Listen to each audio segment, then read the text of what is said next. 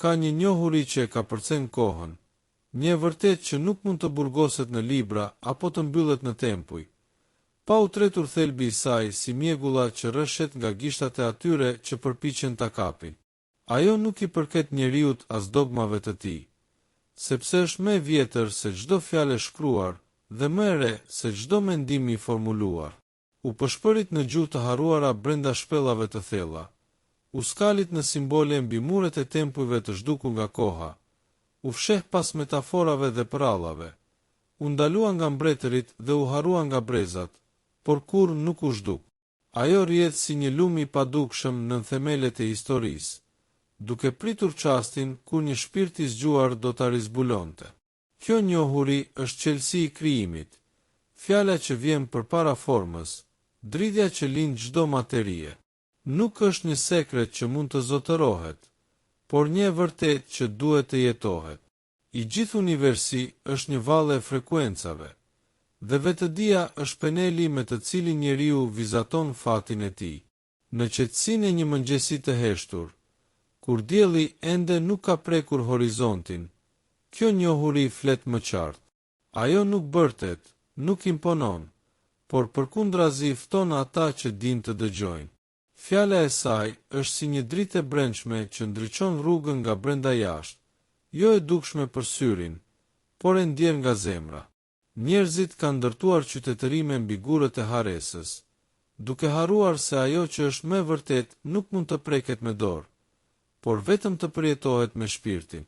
Shkencëtarët kërkojnë grimcën fillestare, filozofët kërkojnë kuptimin, por të urtit e lashtë e dinin e vërteta nuk kërkohet, ajo kujtohet. Fjalët kanë fuqi. Çdo mendim që lind në mendjen e njeriut është si një valë që udhëton përtej kohës së hapësirës. Çdo emocion është një urdhër i heshtur që ndikon në strukturën e realitetit. Këto janë fijet e padukshme që endin pëlhurën e jetës sonë. Kush kupton këtë mekanizëm të brendshëm, e di se nuk ka rastësi, vetëm pasqyrimet e asaj që vibron brenda nesh. Perandorit kanë rënë dhe janë ngritur duke fshehur këtë të vërtet, sepse një popull që e di fuqinë e vet nuk mund të kontrollohet më nga frika, as nga iluzioni i pafuqisë. Në vendet e lashta të Sumerëve, kjo njohuri u gdhend në pllaka balte. Në Egjiptin e lashtë u fsheh mes hieroglifeve të shenjta. Në malet e Judes, ajo u kodua në një emër që nuk duhej kur harruar. Në Indinë e largët, ajo u shqiptohej si një tingull i shenjtë, jehona e vetë krijimit. Në çdo cep të botës, ata që e kuptuan këtë të vërtet u përndoqën, sepse kur njeriu kupton se është krijuesi i realitetit të tij, zinxhirët e frikës bien. Dhe kur frika bie, sistemi i vjetër fillon të shembet. Në fillim ishte fjala, dhe fjala ishte me hyjnin, dhe fjala ishte hyjnia. Kjo nuk është vetëm një frazë shpirtërore, por një përkthim i një kodi universal. Realiteti i përgjigjet mendimit, qëllimit dhe dridhjes. Dhe nëse gjithçka është dridhje, atëherë gjithçka është e ndryshueshme. Ata që kërkojnë të ndryshojnë botën pa ndryshuar veten, e kanë kuptuar vetëm sipërfaqen, sepse bota është vetëm një pasqyrë. Çdo gur që lëvizim brenda nesh, lëviz një mal përtej nesh. Por ky ndryshim kërkon ndriçim, jo thjesht informacion. Imagjino një lundërtar që me arrogancë përpiqet të mbrojë veten nga deti me mure guri. Ai nuk kupton se uji nuk respekton fortësinë e materijes, por ndjek rrjedhën e vet. Ashtu është edhe njeriu që përpiqet të formsoj fatin e tij, pa kuptuar strukturën e thellë të ekzistencës. Ai flet fjalë bosh, mban mendime të cekta, ushen emocione të pavetëdijshme, dhe pastaj pyet pse realiteti nuk ndryshon. Por universi nuk përgjigjet ndaj maskës që ne veshim, por ndaj esencës që dridhet brenda nesh. Kujdestarët e kësaj njohurie e dinin se ajo ishte e rrezikshme. Jo sepse do të shkatëronte, por sepse do të çlironte. Një njeri që e kupton se nuk është skllav i rastësisë, por arkitekti i ekzistencës së tij, bëhet i papërmbajtshëm. Prandaj, e vërteta u fshe, u deformua, u coptua, u mbështoll me supersticione. Por si një farë në ndëbor, ajo kur nuk u zhduk. Vetëm priti që toka të ngrohej dhe shpirtërat të bëheshin gati. Dhe ky moment është gjithnjë pranë atyre që guxojnë të shohin përtej dukjes. Kushdo që dëshiron të kuptoj, duhet të mësoj të lexoj përtej fjalëve. Nuk ka magji në këtë fuqi, vetëm një kuptim më i thellë i natyrës së ekzistencës. Kur njeriu mbjell brenda vetes sigurinë se fjala dhe qëllimi i tij formsojnë jetën, ai fillon të zgjohet. Nuk mjafton të dëshirosh, nuk mjafton të imagjinosh. Duhet të dridhesh në të njëjtën frekuencë me atë që kërkon, sepse universi nuk i dëgjon lutjet e frikacakëve, por këngët e atyre që kanë përqafuar tashmë krijimin. Në çdo agim, në çdo pëshpëritje të erës, në çdo rrahje të zemrës së botës, e vërteta e lashtë vazhdon të presë të rizbulohet, sepse ajo kur nuk u zhduk, vetëm priti që shpirti i duhur të jetë gati ta pranoj. Por nëse ekzistenca është një kanavac bosh, nëse fati është vetëm një reflektim i mendjes mbi sipërfaqen e kohës, pse kaq shumë njerëz jetojnë të lidhur me prangat e të pandryshueshmes? Sepse ekziston një perde, një iluzion i endur me fije frike, me modele të trashëguara, me struktura të ndërtuara për të mbajtur njerëzit në zinxhiret e harresës. Na është mësuar të dyshojmë në zjarrin ton të brendshëm, të kemi frikë nga madhështia e krijimit ton. Max Planck, një nga pionierët e mekanikës kuantike, e tha me fjalë të thjeshta por të fuqishme: materia nuk ekziston si e tillë. E gjithë materia lind dhe ekziston vetëm përmes një force. Dhe pas kësaj force, duhet të supozojmë ekzistencën e një mendje të vetëdijshme e inteligjente. Kjo mendje është matrica e gjithë materies. Çfarë shkenca sapo po zbulon, të lashtët e dinin prej kohësh. Ne nuk jemi të bllokuar në një realitet të ngurtë e të palëvizshëm. Gjithçka është e formueshme, dhe kush kontrollon perceptimin, kontrollon botën. Legjendat e lashta flasin për perëndi që formsuan universin me fjalë, për të urtë që shndëruan plumbin në ar përmes vullnetit të tyre, për burra dhe gra që, duke kuptuar sekretet e kozmosit, ka përcyen kufijtë e natyrës së tyre. Por kjo nuk është fantazi, nuk janë mite apo bestytni, është arti i transformimit të së padukshmes në të dukshme. Të kuptosh se mendja nuk është vetëm dëshmitare e realitetit, por arkitektja e tij më e thellë, është hapi i parë drejt lirisë. Zohari, libri i fshehtë i Kabalës, thotë: mendimi është vela e parë e dritës së pafund. Pas çdo mendimi ka një dridhje. Pas çdo dridhjeje ka një frekuencë. Pas çdo frekuence ka një kod. Kur alkimistët flisnin për shndërimin e plumbit në ar, ata nuk flisnin vetëm për metale, por për shpirtin, për transmutimin nga e dendura në të hollë, për zotërimin mbi iluzionin. Nëse gjithçka që ekziston është dridhje, nëse gjithçka përgjigjet ndaj një kodi, atëherë kushdo që e kupton këtë shkrim të fshehtë në strukturën e universit, mund të rishkruaj fatin e tij. Dhe megjithatë, paradoksi i madh është se ky fuqi ka qenë gjithmonë në duart tona.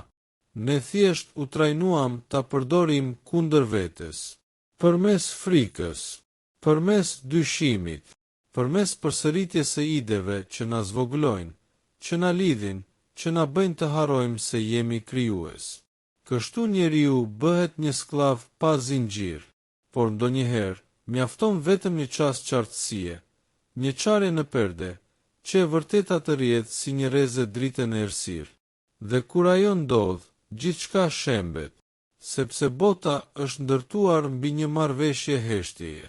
Por ky mesazh nuk është një grumbull idesh, nuk është një reflektim i thjeshtë apo një lojë intelektuale. Është një pasqyrë, është një kufi, është një qelës. Nëse lexon me sytë e mendjes, do shohësh vetëm fjalë. Por nëse lexon me vetëdijen e dikujt që e di se bota nuk është ajo që duket, ndoshta, vetëm ndoshta, do kujtohesh për atë që ka qenë gjithmonë brenda teje. Realiteti është një hije e lëvizshme. Fuqia për ta transformuar atë ka qenë gjithmonë e jona. Që nga fillimi i kohës, qelsat e padukshëm kanë qenë aty arti për të hapur portat e fatit. Ka njohuri që humbasin në rutinën e përditshme, në hijet e haresës, në shpërqendrimet e botës.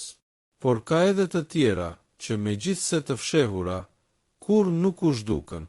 Ato janë qelsat e padukshëm, sekretet që janë përshpëritur erës, gdhendur në thellësitë e shpirtit, e shkruar në palët e kohës.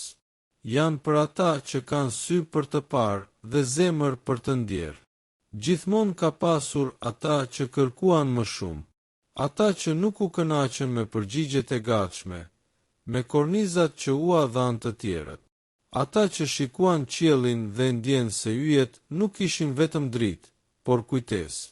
Kujtesë se diçkaje që njëherë u dinte, e tani rifshehur brenda nesh, si një zë që flet në heshtje. Dhe kur një shpirt zgjohet, ai nuk mund të kthehet më pas, sepse e vërteta, sapo zbulohet, bëhet barë e shenjtë. E kush e mban atë barë, nuk është më një njeri i zakonshëm. Të lashtët nuk flisnin me fjalë boshe. Kur ata thoshin njeriu është krijuar në imazhin e hyjt, ata nënkuptonin më shumë se një formë, nënkuptonin fuqi. Fuqi për të krijuar, për të shëruar, për të transformuar. Por ajo fuqi nuk vjen pa përgjegjësi, sepse gjithçka që mendon, ndjen dhe beson bëhet urdhër për universin. Dhe universi nuk gjykon. Ai reflekton.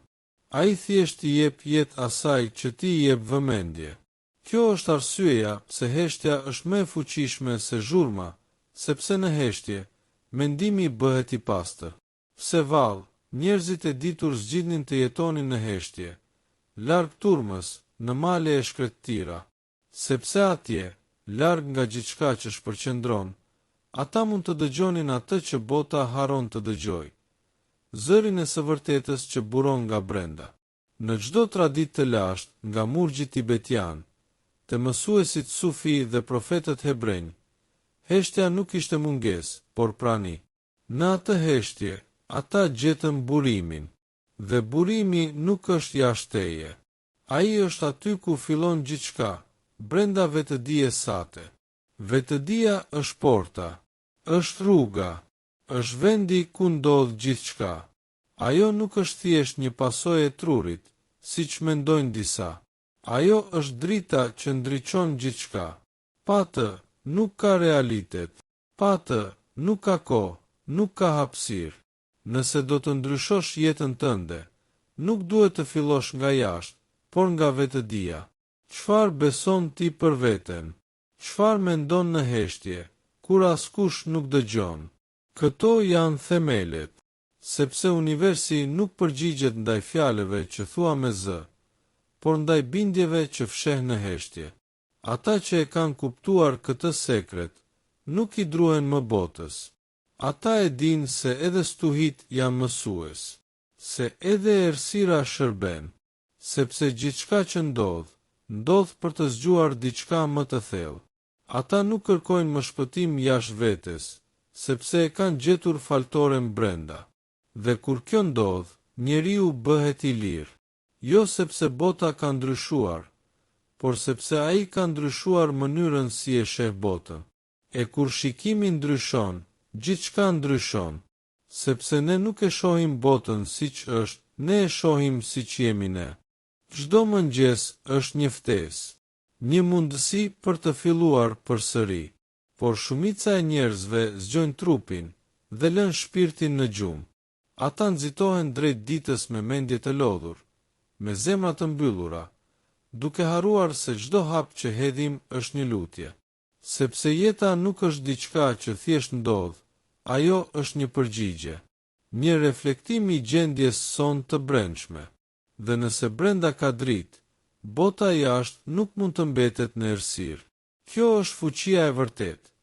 Të zgjedhësh ndërgjegjshëm se çfarë do të ndjesh do të mendosh dhe do të krijosh. Por pse atëherë, me gjithë këtë fuqi, shumica zgjedhin të vuajnë? Pse i kthehen dhimbjes si një mik i vjetër? Sepse dhimbja, megjithse e vështirë, është e njohur. Dhe njeriu ka frikë nga e panjohura. Ai më mirë pranon zinxhir të dukshëm, se sa të ecë drejt një lirie që kërkon përgjegjësi. Por vetëm kur njeriu përballet me vetveten, me hijet e veta, me plagët që mbart, ai mund të fillojë të shërohet, sepse drita nuk vjen duke mohuar errësirën, por duke e përqafuar atë me dashuri dhe kuptim. Në shkretëtirat e shpirtit, aty ku gjithçka duket bosh, ndodhin shndërrimet më të thella. Aty ku askush nuk të sheh, aty ku lutja nuk është fjalë por frymëmarrje, aty ndriçon e vërteta. Sepse në vetmin më të thellë, ti nuk je kur vetëm je në praninë e së vërtetës. Dhe kur ti e pranon këtë, kur ndalon se i kuri nga vetvetja, fillon rrugtimi i kthimit në burim. Jo për të mësuar diçka të re, por për të kujtuar atë që gjithmonë ka qenë aty. Ti nuk je vetëm trup, ti je dritë e mbuluar me lëkurë. Shumë kam pyetur, cili është kuptimi i jetës, por ndoshta pyetja më e saktë është, si po e jeton jetën? Sepse kuptimi nuk gjendet jashtë, ai krijohet brenda. Në mënyrën si dashuron, si fal, si shikon të tjerët, në mënyrën si reagon kur jeta të rrëzon. Kjo është ajo që të formon, dhe çdo zgjedhje është një shkrim në librin e shpirtit tënd. A do të shkruash me frikë, apo me dashuri, me dyshim, apo me besim? Universi pret përgjigjen tënde jo me fjalë, por me dridhje, sepse gjithçka është frekuencë. Kur mendja dhe zemra bashkohen, atëherë ndodh mrekullia. Sepse mendja pa zemër është e ftohtë, dhe zemra pa mend është e verbër. Por së bashku, ato krijojnë realitetin, dhe njeriu bëhet bashkëkrijues me Zotin. Kjo nuk është blasfemi, kjo është e vërteta më e lashtë, më e fshehtë dhe më e fuqishme. Në çdo frymëmarrje fshihet një univers. Në çdo sy njeriu, një yll i fikur që pret të ndizet sërish. Dhe ndoshta, tani është koha për të kujtuar se kush je në të vërtetë, sepse qelsat janë aty, porta është hapur. Çdo shpirt lind me një thirrje, një tingull që vetëm ai mund ta dëgjojë. Por në zhurmën e botës, në rëmujën e frikës dhe kërkesave të përditshmërisë, ajo thirrje hesht. Vetëm kur zemra ndalet, kur mendja pushon së luftuari, ajo zë përshpërit sërish. Nuk është një urdhër, nuk është një zë që kërkon bindje. Është një kujtim, një rikujtim i asaj që je, dhe pse ke ardhur. Dhe kur e dëgjon, kur guxon ta ndjekësh, çdo hap kthehet në lutje, çdo vepër në krijim, dhe vetë jeta në një mision të shenjtë. Të lashtët e dinin se koha nuk është vijë, por rreth. Ata flisnin për ciklet, për kthime, për ritme që përsëriten. Dhe në çdo kthim, shfaqet një mundësi e re, një shans për të zgjedhur ndryshe. Sepse edhe nëse historia përsëritet, vetëdia jon mund të ndryshojë. Ajo që dikur ishte tragjedi, mund të bëhet mësim. Ajo që ishte humbje, mund të bëhet rilindje. Dhe kur njeriu kupton këtë, ai nuk i druhet më përsëritjes. Ai e mirëpret atë si një shans për të shëruar atë që mbeti e pambyllur në rrethin e kaluar.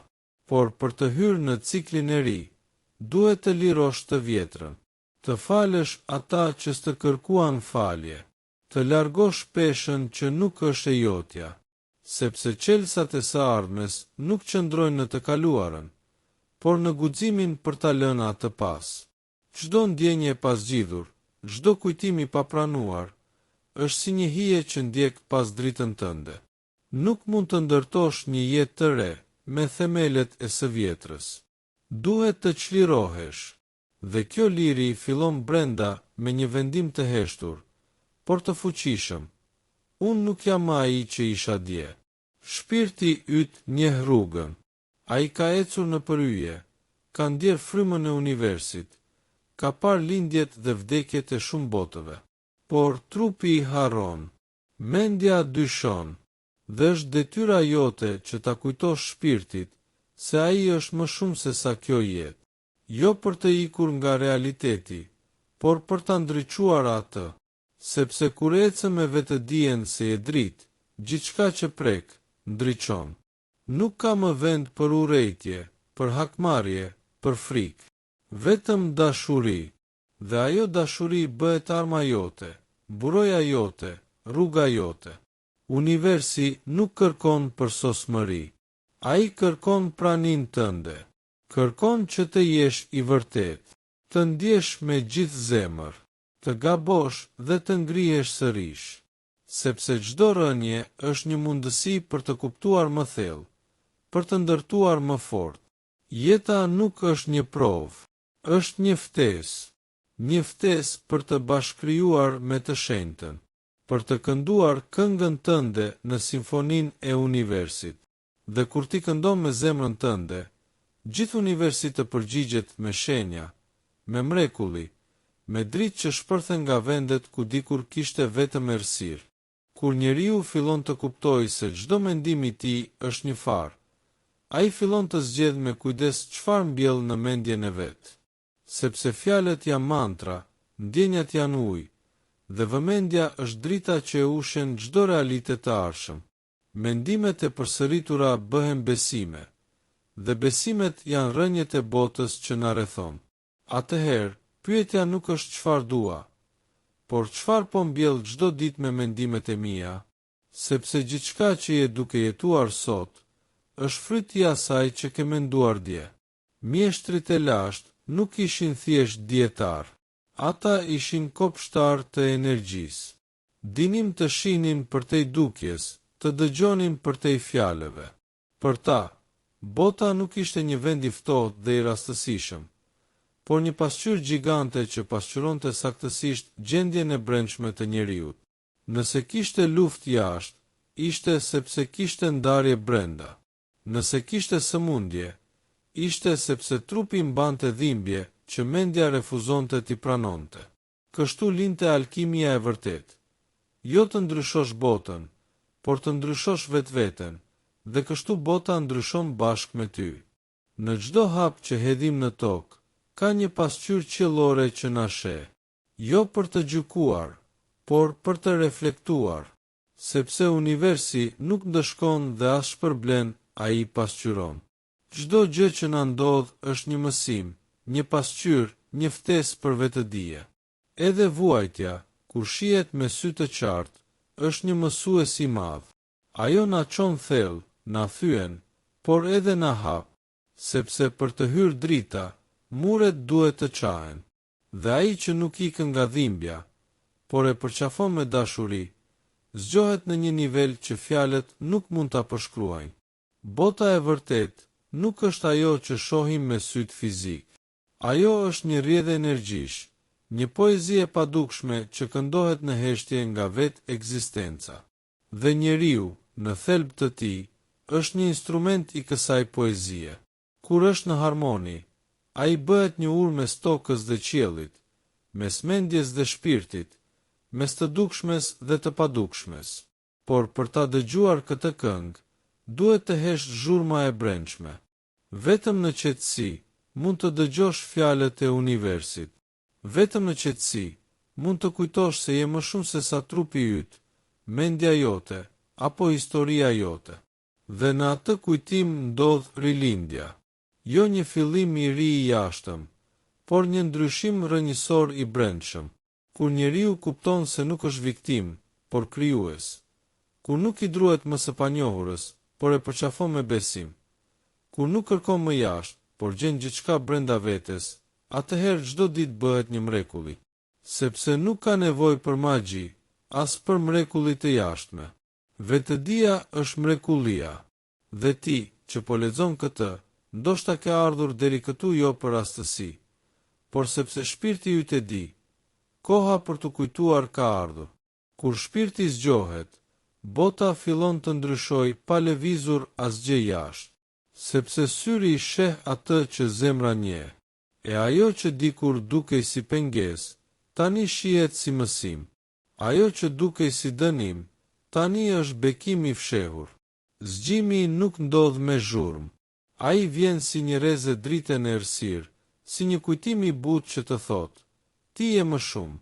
Dhe me këtë vetëdije, çdo hap, çdo frymëmarrje, çdo zgjedhje bëhet e shenjtë. Jo sepse bota ka ndryshuar, por sepse ti po e sheh me sytë e shpirtit. Dhe kur e sheh botën me sytë e shpirtit, kupton se çdo takim ka një arsye, çdo ndarje një mësim, çdo ndjenjë një mesazh. Asgjë nuk është rastësi. Edhe dhimbja, edhe gëzimi, janë pjesë e një simfonie më të madhe që vetëm vetëdia mund ta dëgjojë. Njeriu i vetëdijshëm nuk pyet më pse ndodhi kjo, por çfarë po më mëson kjo? Ai nuk ikën nga realiteti, por e ndriçon atë me praninë e tij, sepse ai ka kuptuar, drita nuk vjen nga jashtë. Ajo ndizet nga brenda dhe përhapet përmes çdo vepre, fjale dhe mendimi. Të gjitha mësimet e lashta flasin për të njëjtën të vërtetë. Ti je krijues, jo një viktime e fatit, por një bashkëkrijues me vetë jetën. Fjalët që flet, mendimet që ushen, emocione që përqafon, të gjitha janë penela që vizatojnë peizazhin e jetës tënde. Kështu, zgjedhja është gjithmonë e jotja. Mund të zgjedhësh frikën ose dashurinë, mund të ndërtosh mure ose ura, mund të heshtësh ose të këndosh. Dhe universi gjithmonë do të përgjigjet, sepse ai nuk gjykon, ai pasqyron. Kjo është arsyeja pse heshtja është aq e fuqishme. Në heshtje, dëgjon atë që zhurma e botës e ka mbuluar. Në heshtje, e ndjen frymën e shpirtit tënd. Jo me vesh, por me praninë e thellë që të kujton. Ti nuk je ky trup, ky emër, kjo histori. Ti je vetë drita që sheh. Dhe kur kjo ndjesi zgjohet, ajo nuk mund të shuhet më. Ajo bëhet zëri yt, udhërfyesi yt, zjarri që ndriçon rrugën edhe në netët më të errta. Sepse një herë që je zgjuar, nuk mund të kthehesh më në gjumë. Mund të harrosh për pak, por drita nuk të harron kurrë, sepse drita është vetë natyra jote, dhe ajo nuk ka nevojë të fitohet, vetëm të kujtohet. Nuk kërkon mund as garë, kërkon thjeshtësi, të jesh i pranishëm, të jesh i sinqert me veten, të zgjedhësh çdo ditë të mos jetosh nga frika, por nga dashuria, sepse ajo dashuri nuk është emocioni i zakonshëm, është forca krijuese që mban gjithçka gjallë, është fryma që fryn në çdo qenie, në çdo atom, në çdo univers. Dhe kur e njeh këtë dashuri brenda vetes, çdo gjë tjetër bie në vendin e duhur, sepse ke gjetur çelësin që hap çdo derë, vetëdijen.